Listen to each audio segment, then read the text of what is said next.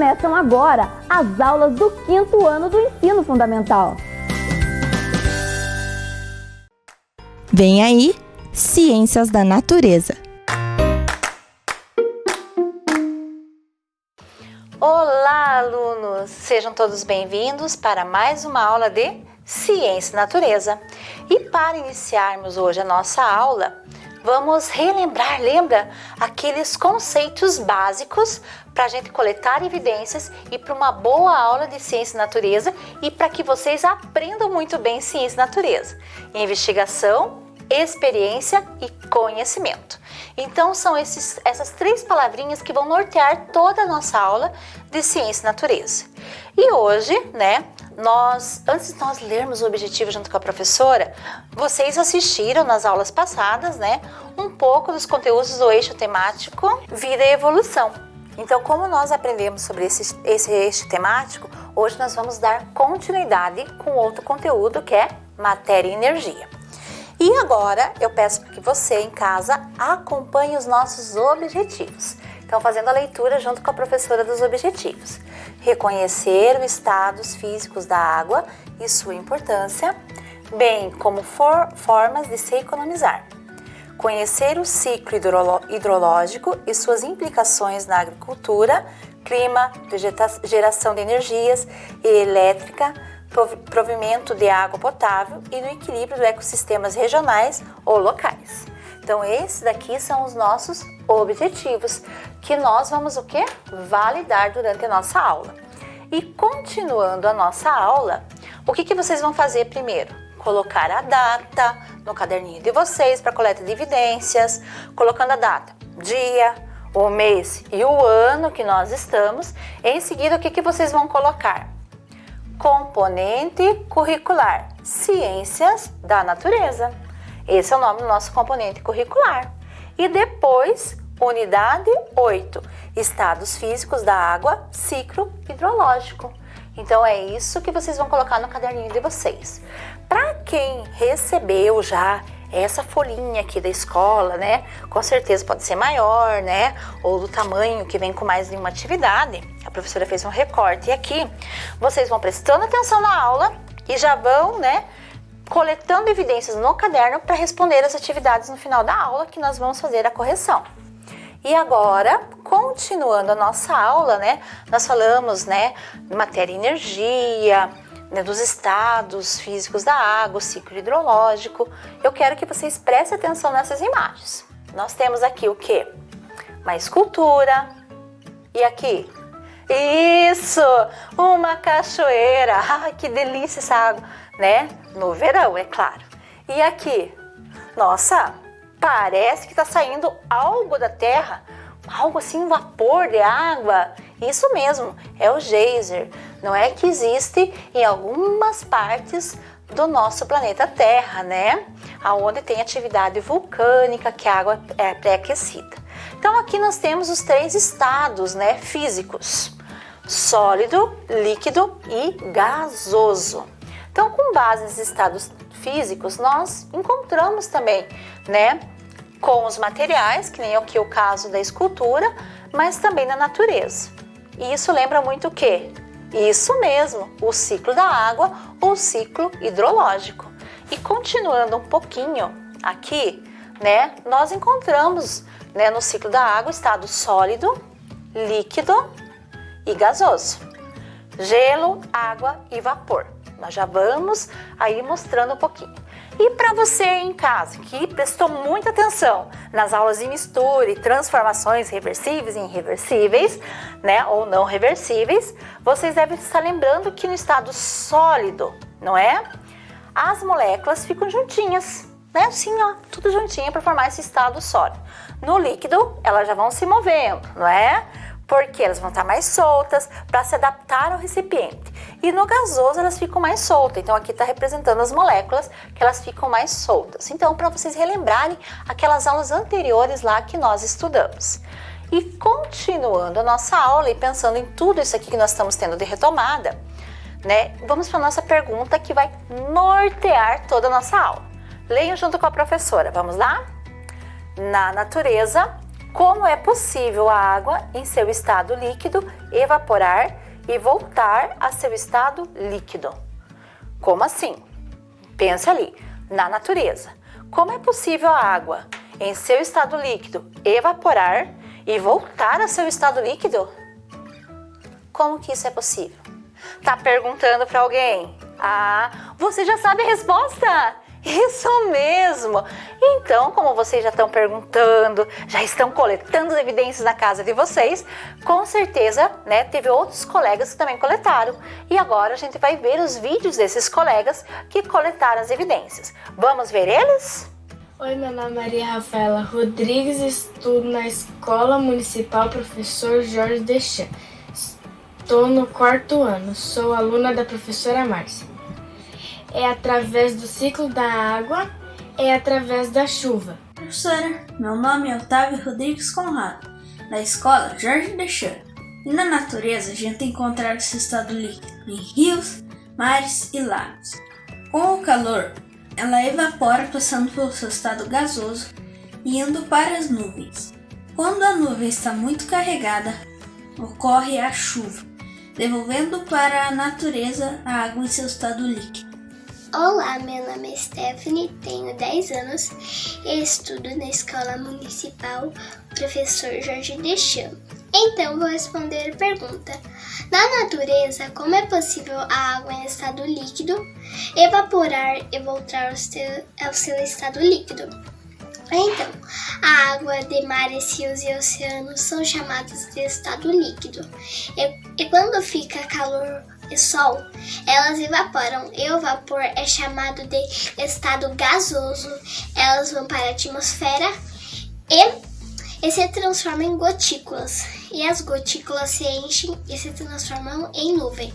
E elas viram chuva. Não, na verdade, elas saem do estado gasoso, vão para o líquido e se transformam em chuva. Então, a água em estado líquido vai para o estado gasoso, que é o vapor, vai para a nuvem e daí ela novamente sai como o estado líquido, que é a chuva. Tchau, tchau! Eu sou Elisa Allen, estudo na Escola Professor Jorge Deschamps, sou aluna da professora Márcia, estou no 4º ano e vou falar sobre o ciclo da água. O calor pega a água de todos os rios, oceanos e lagos e transforma tudo em vapor. E aí esse vapor ele sobe lá para cima. E aí ele vira um gás.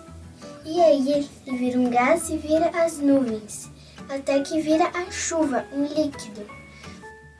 E daí acontece a chuva, que ela cai e vai lá pelas terras, que vai por essas terras e vai lá para o oceano.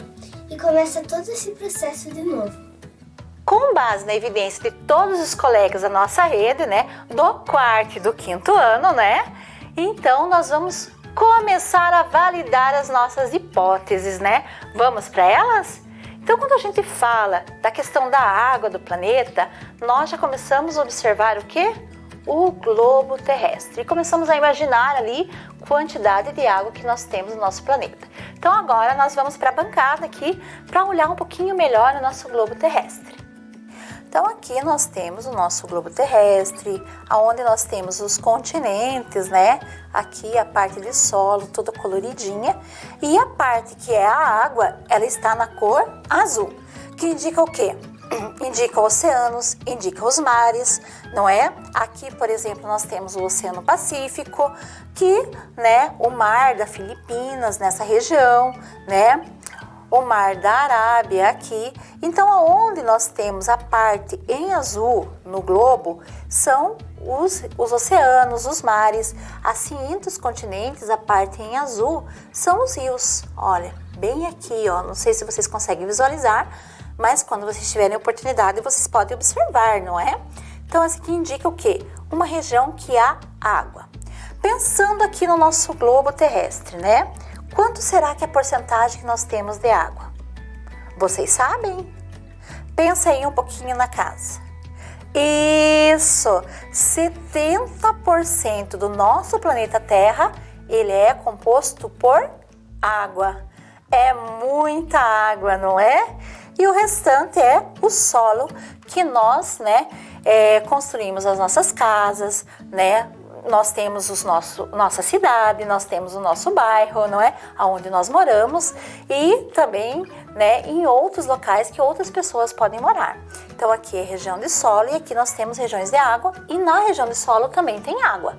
Então pense, 70% do planeta é composto por água. Por isso que diz que o nosso planeta é planeta água. É muita água, né? E agora nós vamos pensar com a matemática. Então agora vamos voltar para o slide. Como o professor disse, nós vamos para a matemática, porque estudar ciência também, estudar matemática, estudar outras disciplinas, história, geografia, não é? É estudar tudo. Por quê? Porque nós precisamos coletar evidências. E aqui a professora trouxe para vocês o quê? 100 divisões. Viram? 100 pequenos ali retângulos, né, com divisões, né? Cada um em linha, né, de 1 a 10, são 10 linhas e 10 colunas, né, que vão do número 1 ao número 100, né? A professora agora quer que vocês imaginem 70 partes dessas aqui cobertas por água.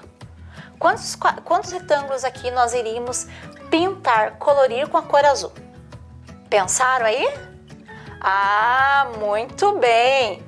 Então, com a cor azul, nós iríamos pintar 70 retângulos. Nossa, olha a quantidade de água. E agora, de solo, quanto que nós iríamos pintar? 70 menos 100? Quanto? Isso, 30. Então, seriam 30, os 30 que sobraram, não é? Então, vamos lá? Essa é a parte que está representando o solo. É muita água, né, para o planeta Terra, mas nós temos que cuidar da água. Por que será que nós temos que cuidar da água? Todo mundo fala, nós temos muita água e de repente fala assim, a água vai acabar, a água vai acabar. A água potável vai acabar. Então agora a professora trouxe um gráfico para vocês. Nesse gráfico, né, nós temos o seguinte, nós temos aqui a quantidade de água salgada que nós temos no planeta Terra, 97%. Bastante, né? Próprio para consumo? Não. Então é muita água que não é própria para o consumo. E nós temos aqui, ó, 2% de água congelada. Isso, nas geleiras.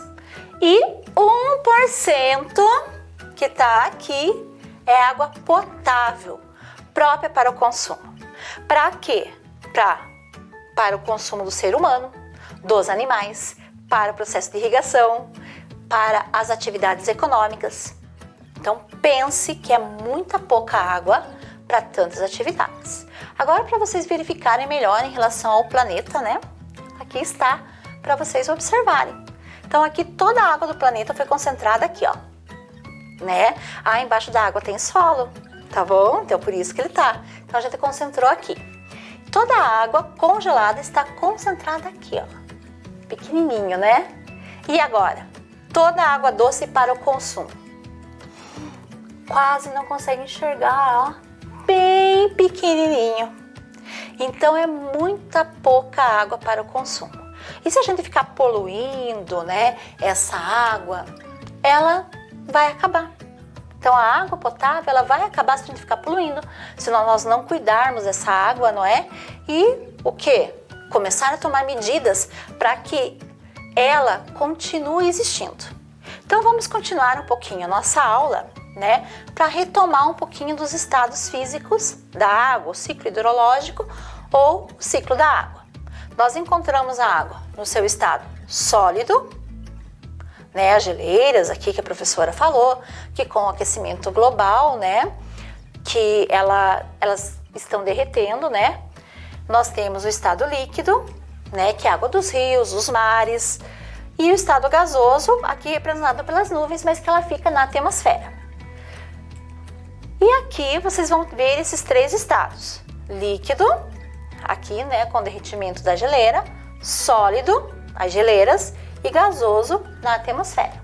Então, nós temos 3 estados físicos da água, né, que é o ciclo hidrológico dela. Desses 3 estados físicos, nós encontramos ele como na natureza? Nós encontramos eles em rios e cachoeira. Aqui, pela evasão de água, parece que choveu recentemente, não é? Isso, viu a importância da chuva? Isso mesmo. E aqui, ó, as geleiras, não é? Que com o efeito estufa, elas já estão derretendo, que é o efeito natural, contudo com o aquecimento global, que é diferente do efeito estufa, não é? Que é com a emissão de gases, está acontecendo um processo de aceleração do derretimento dessa geleira. E boa parte dessa geleira da água doce, ela vai para onde? Para água salgada. Então ela acaba se tornando depois imprópria para o consumo. E aqui no dia de frio, né? Que nós podemos observar às vezes, né, o processo de vaporização da água, né? Então a água está evaporando, né, e a gente encontra, né, mais ou menos um nevoeiro, alguma coisa assim que nós podemos observar a neblina, isso mesmo. E aqui, opa, o geyser, até eu me assustei aqui, não é? Aqui a água, né, de atividades vulcânicas, que elas têm uns bolsões assim muito grandes, né, com o aquecimento ali que tem da água, ela vai chegar um momento que ela tem que, né, parece uma chaleirinha. Isso, ela vai ter que ir para algum lugar. Então ela vem para fora, né? E essa água, ela é extremamente aquecida, né? Quando tem visitações nesses locais, ela sempre é muito assistida, com muitos cuidados. E o que acontece? Sai primeiro o vapor e também saem as gotículas de água. E agora, né, como nós estamos falando tudo isso, nós vamos para o quê? Para a nossa experimentação de ciência e nós vamos retomar para a nossa bancada. Vamos lá? Então aqui, né, nós vamos fazer mais ou menos representar aqui o ciclo da água, o ciclo hidrológico na natureza. Primeiro, a professora vai colocar ali, inspirada no geyser, né, uma água fervendo. E quando a gente trabalha com água fervendo, é só adulto, que fique bem claro, criança não, né, mexe com água fervendo. Então aqui eu vou colocar a água para representar ela no estado líquido, né, e fazer o processo de vaporização dela, tá? Isso. E agora eu vou colocar uma tampa, que vai representar ali a parte de cima da atmosfera, não é? Que vai entrar os outros processos da água. Para acelerar esse processo, não é? E também a gente vai colocar os gelos que são no seu estado sólido, aqui em cima, para acelerar esse processo, né? Que vai estar ali de todo o ciclo hidrológico da água. Então agora a professora vai deixar essa experiência um pouquinho aqui de lado, tá? Que eu não vou utilizar ela mais, só daqui a pouquinho, porque experiência é assim. Nós experimentamos e depois a gente verifica o que vai acontecer. E agora eu colocarei o cartaz aqui para explicar para vocês como que acontece todo o processo do ciclo da água. Então aqui, né, nós temos o ciclo hidrológico, o ciclo da água. Aqui vocês têm aqui a flechinha, né? Deixa eu agradecer a prof. Rosemara, lá da Escola Zair. Isso, ela que fez esse cartaz de EVA, coisa mais linda, né? Como é bom ter professores que sempre nos auxiliam nas nossas aulas. E ela fez com tanto carinho, até para compartilhar com vocês, né? Com tantos detalhes que a professora Dirce vai explicar. Então aqui, né, nós temos aqui o início do ciclo, né? O que acontece? Aqui nós temos uma parte de água. Essa água, ela vai sofrer com o efeito estufa, que é um efeito natural, né? Diferente do aquecimento global, que é por causa da aceleração desse efeito. O efeito estufa é como se fosse um cobertor térmico ali na atmosfera. E ele vai aquecer nosso solo, as nossas águas. E quando aquece, começa o processo de evaporação. Então a água vai evaporando e ela vai chegando o quê? Vai chegando até aqui a atmosfera, que está representada pelas nuvens. Nessa atmosfera, né, vai vir o ar frio e tudo mais, vai resfriar e ela vai iniciar um processo de condensação, né? Então vai se formando as gotículas de água, né? Aí também tem o auxílio nesse processo de condensação, para curiosidade de vocês, de micro-organismos também, sabe? Tem bactérias que auxiliam nesse processo. Vocês sabiam? Se quiser saber melhor desse processo, daí vocês têm que pesquisar, como sempre, em fonte confiável. Então vai iniciar o processo de condensação, né? Vai formar essas gotículas de água e vai chegar um momento que a nuvem vai ficar extremamente carregada, bem carregada. O que vai acontecer? Vai acontecer a chuva, que se chama o que? Nada mais, nada menos que o processo de precipitação. Então vai chover e essa água vai cair no solo, vai para os lençóis freáticos, né? Vai para os rios novamente, para os lagos, para o mar, para o oceano e começa novamente o processo de evaporação. Veja bem, olha só como que funciona e como é maravilhoso esse ciclo, né? Esse processo, quando ela vai para o solo, para os rios, é infiltração que se chama. Né? Então faz o processo de infiltração, volta para o processo de evaporação, né? Aqui vai condensação e precipitação. Veja que interessante. Então agora nós iremos retomar para o nosso slide. Vamos lá? Então agora que nós continuamos aqui, né? Fizemos nosso processo de experimentação de ciências, né? Ele está ali acontecendo, experimentação é assim, experimento é assim, né? Nós temos que dar o tempo dele. Nós vamos continuar um pouquinho a nossa aula. Então, mas aula de energia? Como assim, professora? Apaga e acende a luz? Mas nesse processo, como que a gente utiliza a água? Pensa aí em casa. Utiliza a água para esse processo? Não é para limpeza, não. Isso mesmo, energia elétrica.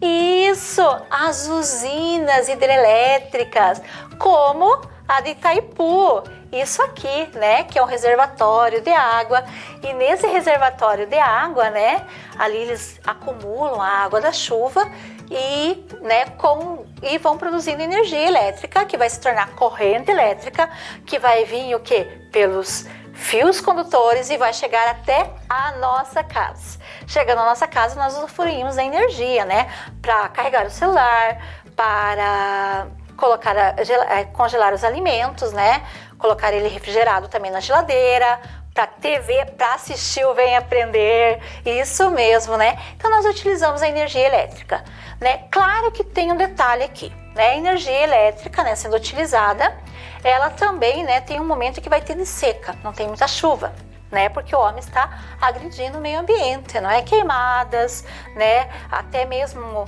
a falta de consciência de como se acontece, às vezes, a produção mais, né, sustentável, não é? Mas tudo isso aqui a gente vai poder reverter, sim, com certeza.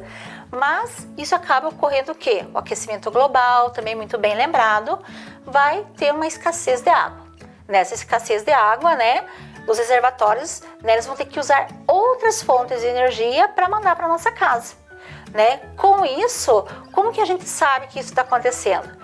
O pai, a mãe, o responsável sabe, pela tarifa, eu sei também, né? Pela tarifa de energia, que ela muda a bandeira e eu pago um pouquinho mais caro. Então isso é um sinal que o quê? Que as usinas hidrelétricas não estão fornecendo energia suficiente para nós e elas têm que comprar energia de outro local. As usinas hidrelétricas, né? A gente fala que ela é sustentável, né?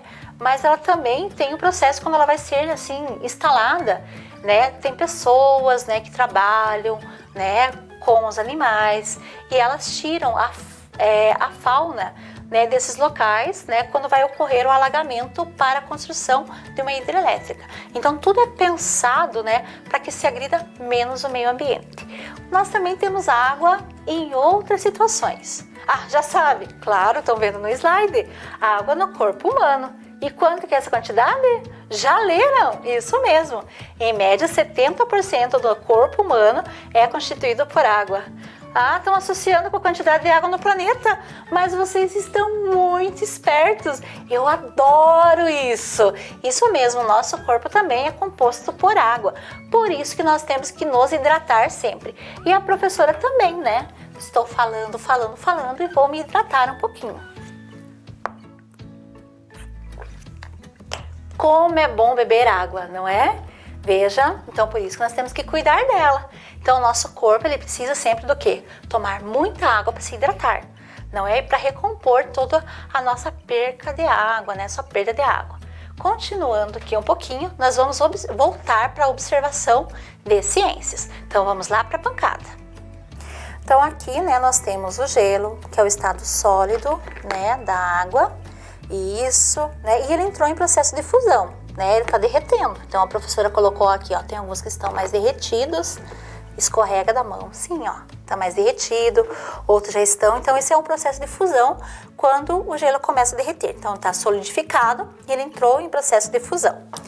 E aqui, eu não sei se vai dar para aparecer ou não, né, nós vamos ter, a professora está sentindo aqui o vapor da água. Então aqui ela está entrando no processo de evaporação, né? E aqui a professora vai abrir para vocês verem como acontece, né, na natureza. Aqui dá para ver? Então aqui nós temos, ó, vou virar assim, ó. Então aqui formou as gotículas, vocês viram? Acho que alguns pingos estão caindo, ó. Então esse aqui é o processo de precipitação. Então a água que evaporou, ela voltou para os rios. Veja que interessante. E nós temos que cuidar sempre dessa água. Então agora a professora vai tirar um pouquinho a nossa experimentação, né, e explicar também para vocês mais um pouquinho do que aonde nós utilizamos essa água que nós temos que cuidar. Então, aonde que a gente precisa água? Então aqui, ó, né, vocês quem sabe não vão observar bem, mas a água a gente utiliza para quê? Nós utilizamos ela para beber, né? A professora também bebeu água. Nós utilizamos ela para o banho, tá bem pequenininho, mas vão dar um jeitinho, tá? Nós utilizamos a água para escovar os dentes. Nós utilizamos ela também para cozinhar, não é? Nós utilizamos a água para a irrigação. Nós também utilizamos essa água para o transporte de mercadorias, né? Então aqui tem um navio, aqui tem outro com outros tipos de carga, tá? A professora vai colocando aqui.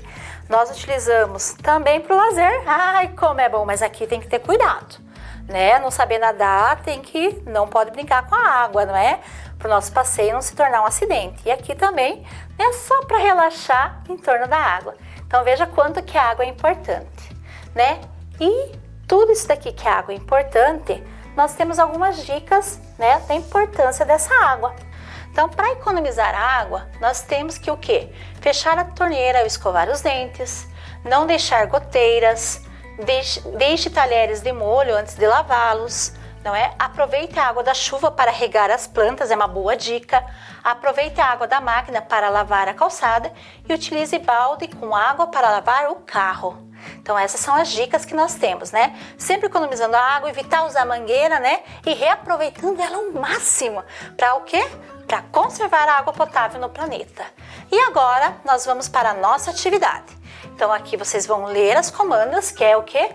Ligue as mudanças do estado físico que ocorrerá e a forma dos estados físicos da água. Então aqui ferver a água, né? Vocês vão ligar ali com as outras palavrinhas do outro lado. Então vocês vão ler com atenção e fazer isso. Vocês, né, conseguem, né, ler com muita atenção porque vocês já coletaram as evidências dessa aula. Vamos lá então para a atividade? 15 minutinhos.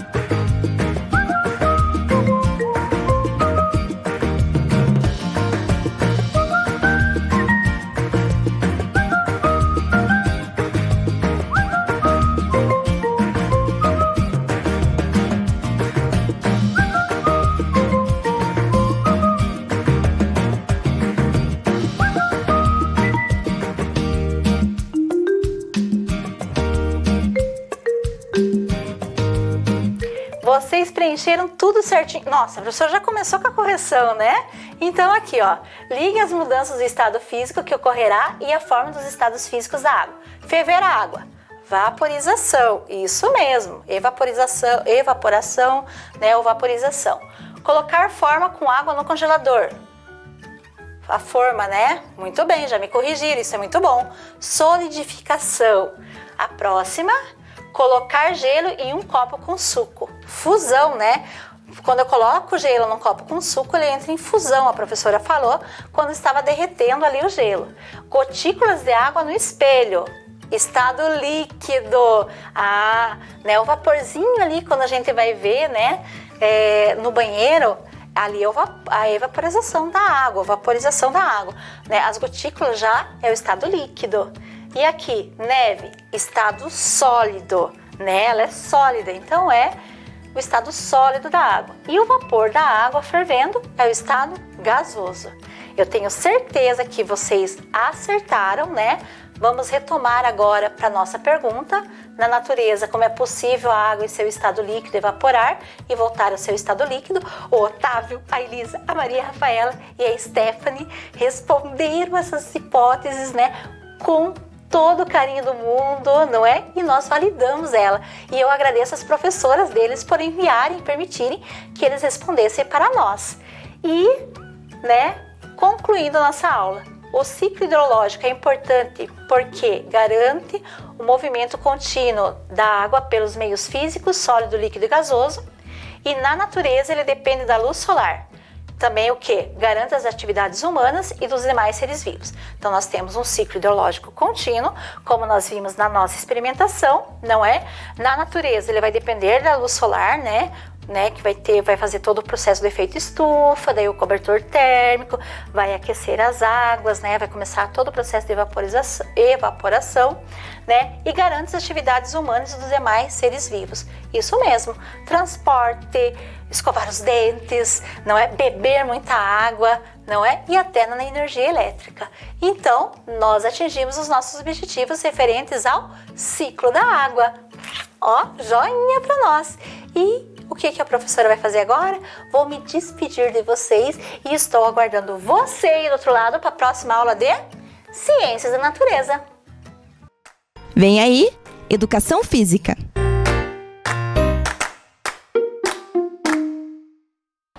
Oi galera, tudo bem com vocês? Espero que esteja tudo bem com vocês.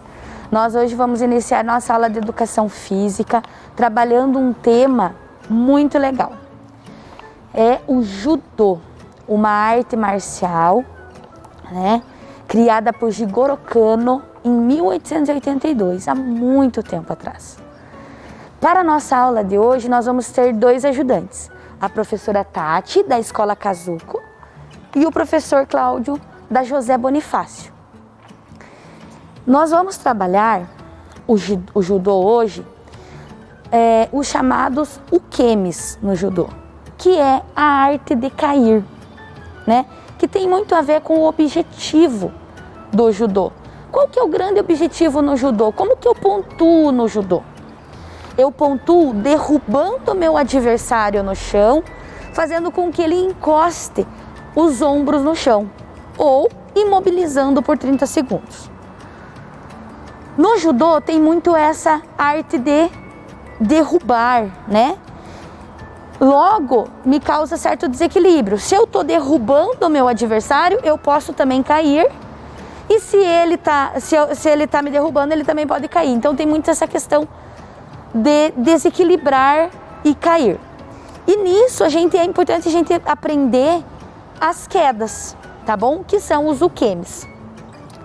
Mas antes da gente iniciar a nossa aula, eu quero lembrar lá com vocês 2 coisas. A aula retrasada, onde nós trabalhamos a capoeira e trabalhamos a diferença entre lutas e brigas. É importante vocês terem muito claro que existe uma grande diferença entre brigar, que é a partir de um conflito que ocorre, né, na nossa vida pessoal, na escola, e essa briga ela é muito injusta. Né? Por quê? Porque parte de uma desigualdade. Às vezes o maior vai bater no menor por causa de um conflito. O menino bater na menina, pessoas mais fortes batendo nas mais fracas. Então, isso não tem nada a ver com lutas. Lembram que os professores também já trabalharam com vocês isso. Lutas tem igualdade, luta tem justiça, luta tem regra. Beleza? Vamos sempre manter isso na nossa cabeça. Depois nós trabalhamos a esgrima e hoje nós vamos estar trabalhando o judô. A segunda coisa que eu quero lembrar com vocês, que sempre para vocês fazerem as nossas aulas, principalmente de hoje, que envolve a questão do cair, de queda, que é os tipos de quedas que nós vamos trabalhar hoje, eu quero que vocês procurem um espaço seguro, né, aí na sala. Então como que vocês podem montar? Ali atrás nós montamos com colchonetes, né? Aqueles colchões mais grossos que nós temos lá na escola. Vocês em casa, vocês podem utilizar um cobertor mais grosso, sempre com a ajuda de algum responsável e autorização dele. Ou travesseiros, né? Forra travesseiros no chão. Dá um jeitinho de manter uma camadinha mais macia, né? Embora a gente não vá cair para se machucar, porque nós vamos trabalhar exatamente isso, a queda para não se machucar, mas fazer um rolamento no chão, é preciso ser um pouquinho macio para que a gente não rale nenhuma parte do nosso corpo, né? E não machuque, beleza? Então, voltando aqui agora para a questão do judô, como a professora iniciou falando lá. Então, antes da gente iniciar a nossa parte prática, é importante a gente entender algumas coisinhas sobre o judô. Quem criou o judô foi Jigoro Kano, tá? Em 1882, há muito tempo atrás. Judô significa caminho suave. Ju significa caminho e do significa suave. No judô existem alguns princípios, né? Que se vocês quiserem, vocês podem procurar na internet, algo assim, né? Ou de repente até trabalhar na escola, os professores podem trabalhar na escola com vocês. E também é uma das únicas artes marciais olímpicas. Se tornou um esporte olímpico. Nós vamos ter nossas Olimpíadas, né, que foram adiadas do ano passado. E nós temos representantes do Brasil nas Olimpíadas. Nós temos esses representantes que são bons judocas, né? Vamos torcer pelos nossos judocas aí no mês que vem. Então, convido vocês a participarem dessa torcida. E também é importante vocês saberem que nós temos medalhas, tá? Medalhas desses judocas. Nós temos medalhas de ouro conquistadas pelo Brasil, temos medalhas de bronze e de prata. Beleza, galerinha? Então, para nós iniciarmos nossa aula prática de judô agora, nós vamos fazer um alongamento. Esse alongamento vai ser um pouquinho diferente. A professora Tati que vai puxar. Vai ser um alongamento bem deitado no chão, com contato do nosso corpo com o solo. Tendo em vista que o judô é, na maioria das vezes, praticado no solo ali, a gente já vai começar fazendo esse alongamento no solo. Vamos lá, professora Tati, vai dar início ali. Todo mundo sempre contando até 10 na sua casa, né? Pega na pontinha do pé, senta, né? Pega na pontinha do pé, a outra perna mantém flexionada, com o pé grudadinho na perna esticada lá. Vai trocar agora, vai pegar a ponta do outro pé e o que estava estendido vai flexionar. Muito bem. Estende bem, puxa. Quem consegue pegar na ponta do pé, igual a professora Tati, pega. Quem não consegue, pega na parte ali da perna, né? A professora Tati mudou o alongamento. Vamos flexionar os joelhos. Tentar manter bem pressionado os braços ali na região da perna. E a outra perninha fica estendida. Muito bem, vamos trocar.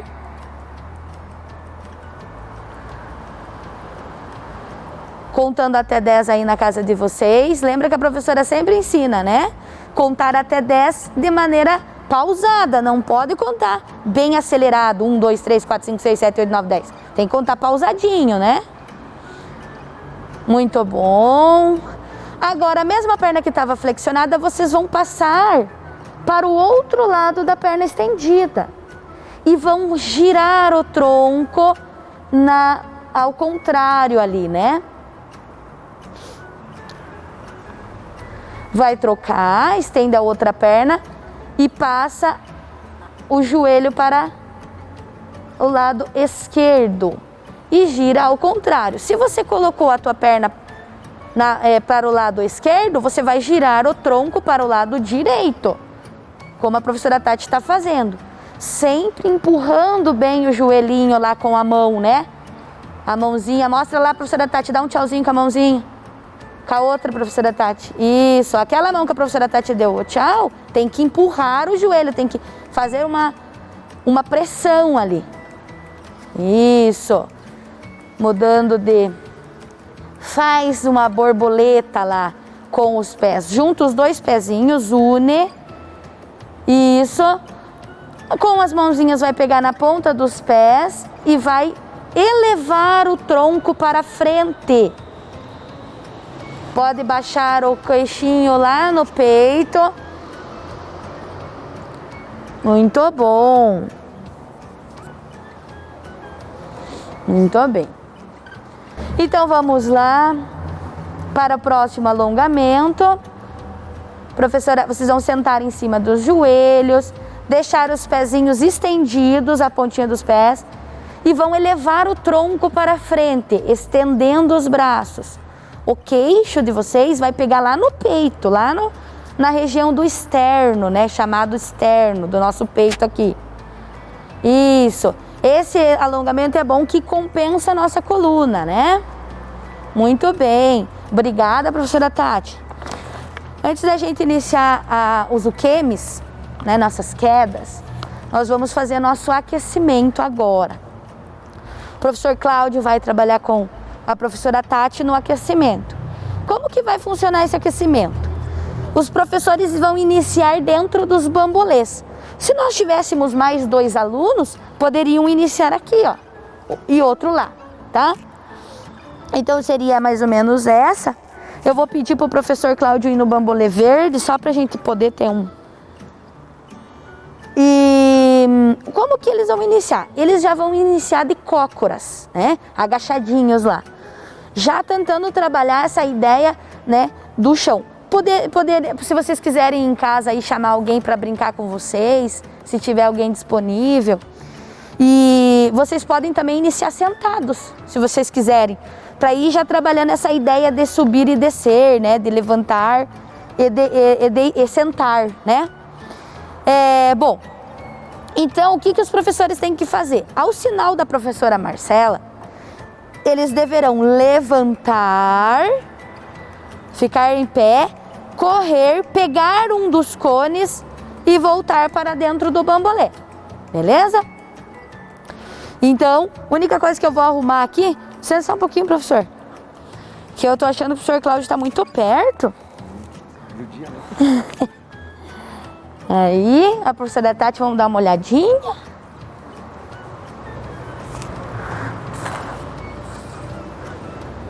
Isso. Então vamos lá, prepara. Foi. Quem chegou primeiro? E detalhe, não adianta só chegar primeiro no bambolê, tem que chegar e agachar. Beleza? Quem chegou primeiro foi a professora Tati. 1-0, professora Tati. Beleza? Prepara para o segundo. 1, 2, 3 e foi. Agora acho que foi o professor Cláudio, hein? Então, 1-1. Vamos retornar os discos no meio. Gente, em casa, esqueci de falar. Vocês podem pegar no lugar dos discos qualquer objeto, né? Um tênis, um urso, almofada, o que vocês quiserem. E no lugar dos bambolês, vocês podem fazer um risco com giz ou com uma fita, demarcar só, tá bom? Que a ideia é só de demarcação mesmo. Agora vocês vão fazer o seguinte. Vai ter que sair do bambolê levantar, sair do bambolê e levar. O professor Cláudio vai levar o disco para o outro lado. Naquele bambolê, a professora Tati vai vir para este bambolê. Vai fazer uma troca de local. Beleza? Prepara. Foi!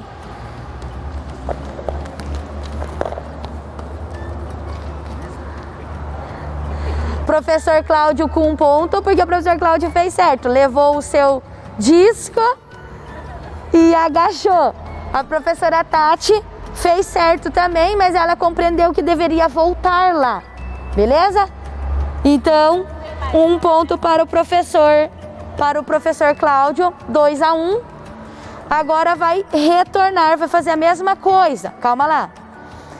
Professor Cláudio, professora Tati pode vir para cá. Isto. Os professores vão fazer a mesma coisa. Vão fazer agora, vão pegar o disco e vão levar para os seus lugares. Tá bom? Isso. Prepara. Foi. Professor Cláudio fez errado. O professor Cláudio Ele não pegou o cone, gente. Ele não pegou o objeto no centro do... Então tá 2-2, tá empatado. Vamos tentar desempatar isso daí? E daí vamos para os nossos tipos de queda. Então vamos lá. Professor Cláudio e professora Tati, vocês deverão pegar o objeto no centro, elevar para o outro bambolê e permanecer neste bambolê. Tá bom? Prepara. Foi! Vamos lá, vamos lá, vamos lá. Professora Tati chegou primeiro. Vamos fazer o seguinte? Empatou tudo, 3-3. Tá todo mundo ganhando aqui, beleza? Agora a gente vai para os nossos tipos de quedas. Os ukemis. Então, galera, terminado o nosso aquecimento, agora nós vamos para a nossa segunda atividade, que é os ukemis, os tipos de queda. A arte de cair, que é cair com segurança, né, no judô. A professora Tati que vai fazer os movimentos para nós e a professora Marcela vai falar o que ela deve fazer, né, narrando sempre os movimentos corretos, os nomes dos ukemis. Cada ukemi tem o seu nome, né? Então tem o ukemi para frente, para trás e nas laterais, lateral esquerda e lateral direita. Então nós vamos ver isso, beleza? Então vamos lá. Primeiro que nós vamos trabalhar é o shirokemi, é a queda para trás. Vocês vão iniciar na posição deitado. Então, agora procurem aí na sua casa a almofadinha lá, né? Para vocês deitarem.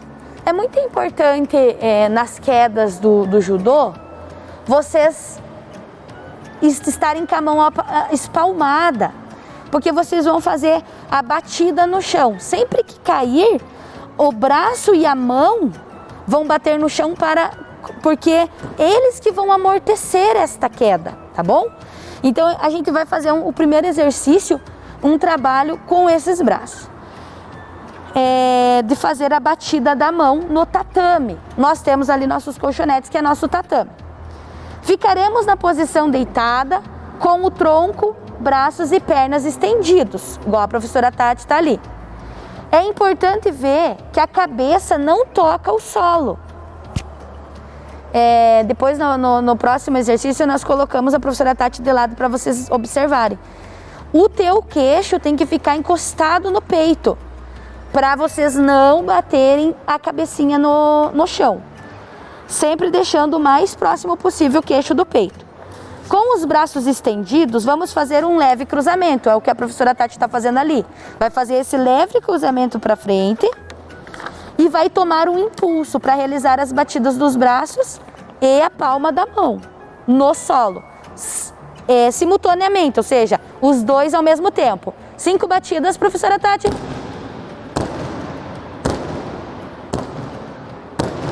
Tá? Então é sempre importante ter esse impacto do solo, das mãos e do braço no solo, por conta desse amortecimento que vai ter. No segundo exercício, nós vamos fazer uma progressão, ou seja, vamos avançar. A professora Tati vai ficar na posição sentada, e vocês aí em casa também. Sentada com as pernas estendidas, fechadas, não precisa abrir. Vocês vão fazer um leve rolamento para trás e vão fazer a batida. Quando fez o rolamento, já vai fazer a batida no chão. Lembre-se agora, no momento que eu faço o rolamento, o meu queixo tem que ir ao encontro do meu peito, para que eu não encoste a minha cabeça no solo. Então, fez o rolamento lá, professora Tati? Isso, pode levantar, fique sentada. O que nós vamos fazer? Quando eu fizer o rolamento, a minha perna vai subir também, tá bom? Isso é importante, a perna não fica reta, a perna sobe junto com o corpo. Vamos lá? Foi. A perna sobe. Isso, muito bem. Esse é o segundo exercício que vocês vão fazer aí em casa. O terceiro exercício, se vocês já tiverem feito, então a posição inicial, Os braços estendidos, professora Tati. Braços estendidos. Isso. E vai derrolar e vai bater. Foi. Olha a posição final da professora Tati. Isso. Agora ela vai fazer, se vocês já tiverem aprendido esse, vocês podem fazer o próximo, que é uma progressão. Vai começar de cócoras. Então vai ficar agachadinho lá e vai fazer o rolamento para trás, lembrando sempre de não encostar a cabeça no solo, senão bate a nuca e pode machucar. Vai fazer o rolamento, posição agachada, braços estendidos para frente. Vai fazer o rolamento, a professora Tati vai levar as pernas junto, foi? Isso! E vai bater no tatame, muito bem. O quarto exemplo, vocês vejam que a professora Tati, ela faz o rolamento, ela não cai, não bate as costas no chão. Ela faz o rolamento e bate as mãos no tatame para causar esse amortecimento. Agora a professora Tati vai fazer o shirokemi em pé. Como que vai ser em pé? Tem que sempre lembrar de passar pela posição agachada e aí fazer este leve rolamento para trás, batendo os braços e as mãos no tatame. Vamos lá, professora? Vamos fazer ele completo? Isso, muito bem, muito bom. Isso aí. Então esse é o shirokemi, é o rolamento para trás, para a gente trabalharmos a queda para trás. O próximo tipo de queda que nós vamos trabalhar é o mae ukemi. O mae ukemi. O mae ukemi ele é uma queda frontal, tá? Então, essa queda frontal, ela é muito importante a gente ter um cuidado, porque se a gente não tiver essa batida de mãos e braço no chão, nós vamos bater nosso peito ou nosso rosto. Então é muito importante vocês perceberem a ideia das mãos no tatame e dos braços. Não é só para bater e fazer barulho, é realmente para um amortecimento. Então vocês vão começar de joelhos e vão levantar os braços na altura do peito, igual a professora Tati está fazendo lá. Esses braços eles têm que estar um pouquinho mais elevados do peito, né, na frente do peito, para vocês não encostarem o peito no chão. Com as mãos espalmadas para frente, sempre, né, na direção do rosto. Vocês vão formar um desenho parecido com um triângulo, né? Olhando assim por dentro do triângulo. Por que que esse triângulo está bem à frente do rosto? Para a proteção do nosso rosto. A seguir, né, vamos deixar o tronco cair para frente, batendo as mãos e o antebraço junto ao tatame, para que a queda seja amortecida. Pode fazer, prof. Isso, muito bem. As perninhas lá atrás sempre vão ficar retas, estendidas, e o pé vai ficar com os dedinhos encostando no tatame, porque depois vocês vão ver que a gente vai ficar sem os nossos joelhos e só vamos ficar em posição, tipo uma posição de prancha. O que vai fazer a base do nosso corpo vai ser os pés e as mãos. Então a professora Tati vai fazer mais uma vez esse movimento de joelhos mesmo, professora Tati, mantendo sempre o dedinho como base. Isso. Isso, pode fazer, pode levar. Muito bem. O braço tem que bater no tatame, tá bom? Sim. Não pode cair em cima da mão, porque pode machucar a mãozinha. Tem que cair em cima dos braços. É uma base que a mão e o braço vai fazer para proteger nosso rosto e nosso peitoral. Então agora, depois que a gente aprende, nós vamos fazer agora de novo a queda, só que a professora Tati vai retirar o joelho do tatame. né? Ela vai cair de joelho, pode ser de joelho mesmo, prof. Isso, vai cair de joelho e o pé vai ficar igual posição de prancha, sabe? Então, 1, 2, 3 e... Isso, olhem. A professora Marcela vai até lá e vai virar os colchonetes, para que vocês possam ter uma melhor visualização do corpo lateralizado da professora. Vocês fazerem em casa, né? Que a professora está de frente e não está dando para ver alguns detalhes importantes da aula. Então, olhem lá. A professora Tati vai cair de frente. Foi, prof? Amorteceu a queda, sempre com o braço, prof. E tirou o joelho do chão.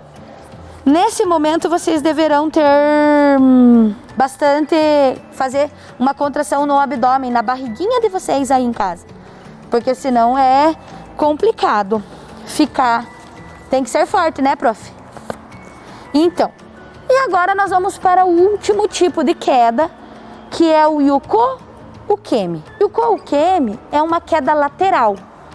Não se esqueçam na casa de vocês de fazer para os dois lados sempre. Para o lado direito e para o lado esquerdo. Tem que aprender a cair para os dois lados. Por quê?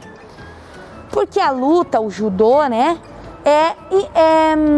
A gente nunca sabe para que lado que nós vamos ter que ir. É algo que a gente não é previsível, a gente não prevê.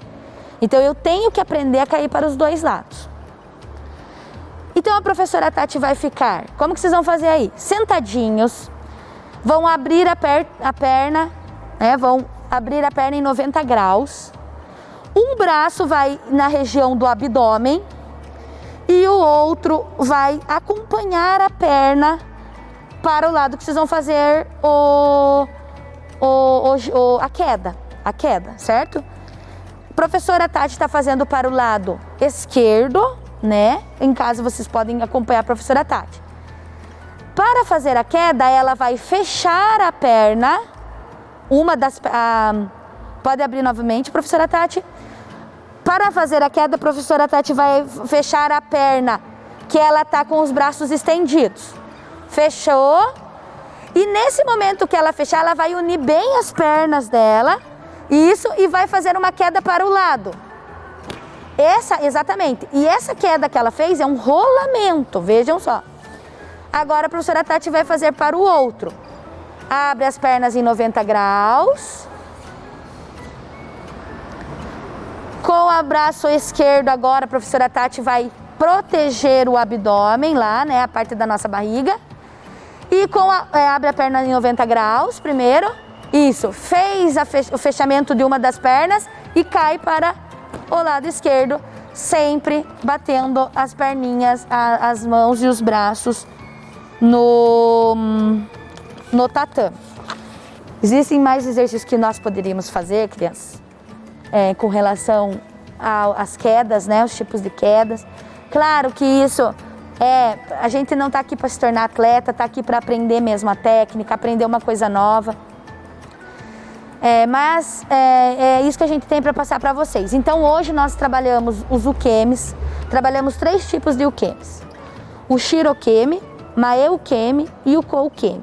Queda para frente, para trás e para as laterais. Espero que vocês tenham gostado da nossa aula, né? Até uma próxima agora. E continue se cuidando em casa. Um grande beijo para vocês.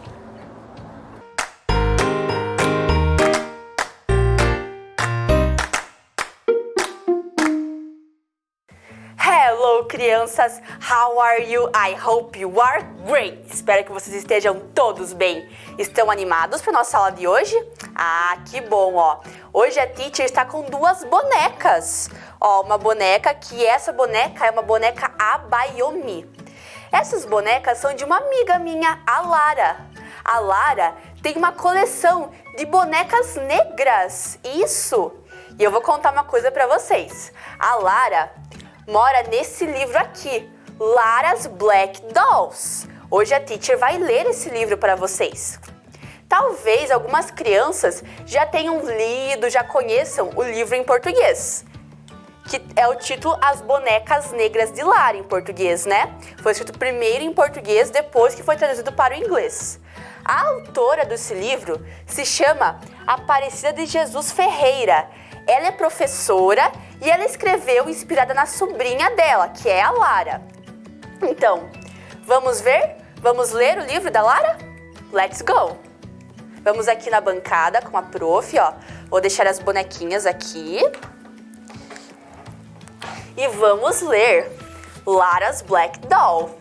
Então, a Lara, ela tem 2 amigos da escola que gostam muito de brincar com ela e sempre vão na casa da Lara para brincar, ó. Os amigos dela são a Paula e o Sérgio. Olha eles aqui.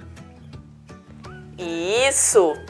Um dia, eles estavam na casa da Lara, eles não sabiam do que brincar, então eles decidiam tirar na sorte para escolher a brincadeira, né? E sabe o que eles decidiram fazer? Contar histórias sobre bonecas. Olha que delícia! Então, cada um contou sua história, né? E a primeira a contar a história foi a Lara. E a Lara contou a história sobre as bonecas Abayomis, que ela aprendeu, sabe com quem? Com a bisavó dela. A bisavó dela se chama Maria. Então, hoje a teacher vai ler a história que a Lara contou aqui no livro. Vou ler em inglês. Prestem atenção ali com o ouvidinho para ver se vocês pegam alguma palavrinha, certo? Então, let's read. Lara's great-grandmother told her that her ancestors came from Africa to Brazil. There are several different countries in African continent. When they were brought to Brazil in boats, the children cried because the trip was very long and this made them very tired. So the mothers found a way to making dolls for their children so they could play and not feel so tired. The dolls were made with small pieces of fabric from the mother's clothes. The mothers would tear pieces from their own dresses and they would create dolls from the pieces of fabric. The mothers were very clever and they made several marvelous colorful dolls. All these beautiful dolls were made only by using nudes. They had no seams. These dolls were called the Abayomi dolls. Lara told Paula and Sergio that if they wanted, one day her great-grandmother would make some dolls with them and they would be wonderful dolls. Lara's great-grandmother told that some people think these dolls bring happiness and joy. The word Abayomi is from the Yoruba language in Africa. Abai means meeting and Omi means precious. So when you put those 2 words together, you have Abayomi, which means a precious meeting. And that is what it was, a precious meeting between the dolls and the children. Então, essa foi a parte da Lara na história.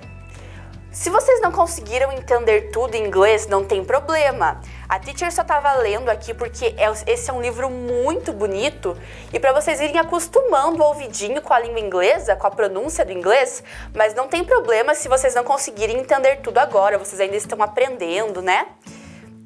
Mas tem algumas palavrinhas que eu falei aqui que vocês já conhecem.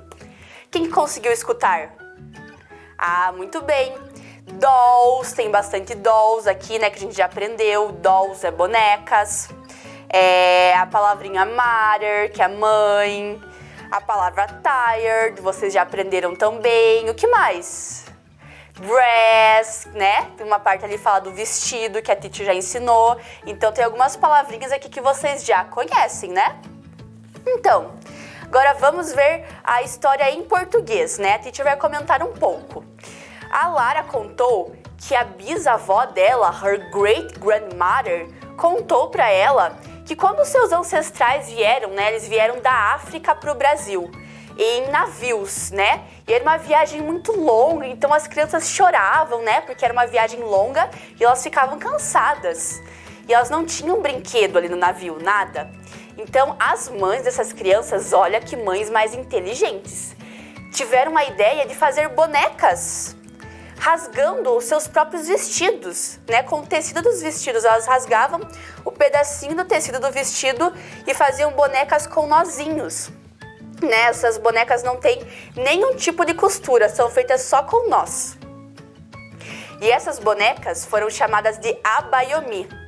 Essa palavra, abayomi, vem da língua Yorubá, uma língua da África, que significa encontro precioso, né? Em inglês, precious meeting, né? Que foi um encontro precioso entre as crianças e as bonecas. Então, muito bem, essa foi a história da Lara. Vocês acham que acabou? Não acabou não, porque ainda, lembra que eu falei que são 3 amigos que a Lara tinha, né? São 3 amigos, a Lara e mais os 2 amigos dela, a Paula e o Sérgio? Muito bem, então na próxima aula nós vamos escutar a história do Sérgio. Hoje foi a história da Lara, mas na próxima aula tem mais, beleza? Ah, muito bem. Então vamos agora lá pra tela com a teacher, ver os nossos slides.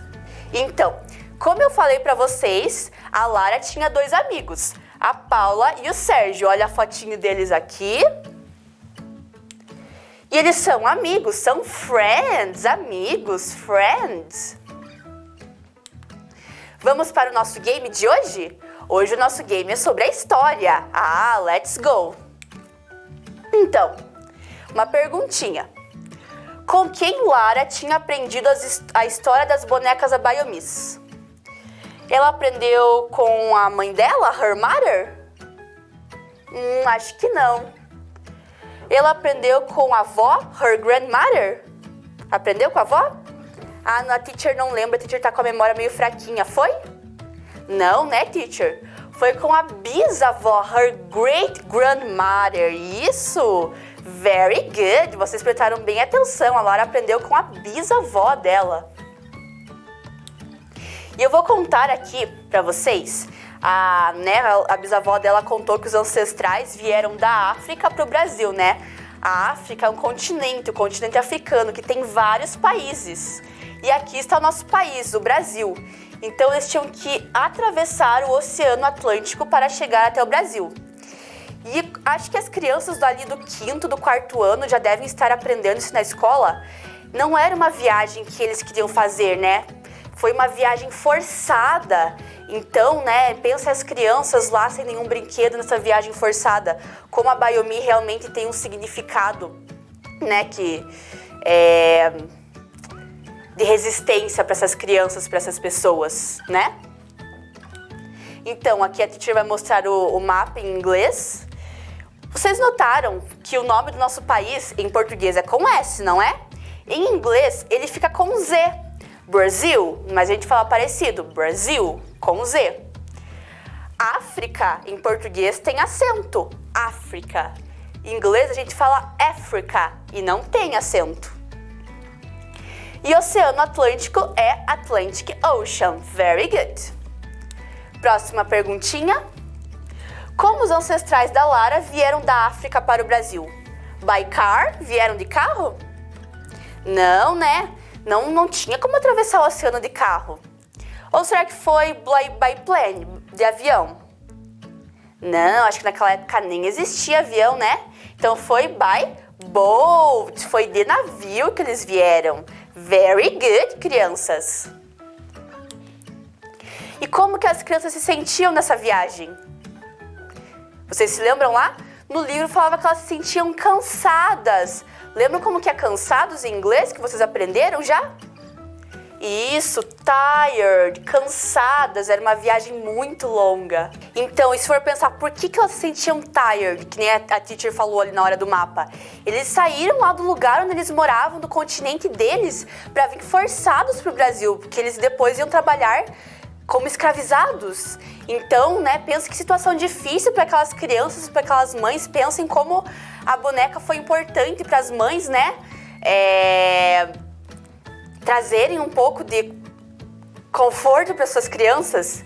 Então, né, pensem como essa boneca é importante e até hoje ela tá ali, né, como um símbolo. Então, a solução que essas mães acharam foi fazer as Abayomis, as Abayomi Dolls, as bonecas Abayomis. E vocês se lembram o que a palavra Abayomi significa? Lembram lá? Falem em português primeiro. Isso, encontro precioso.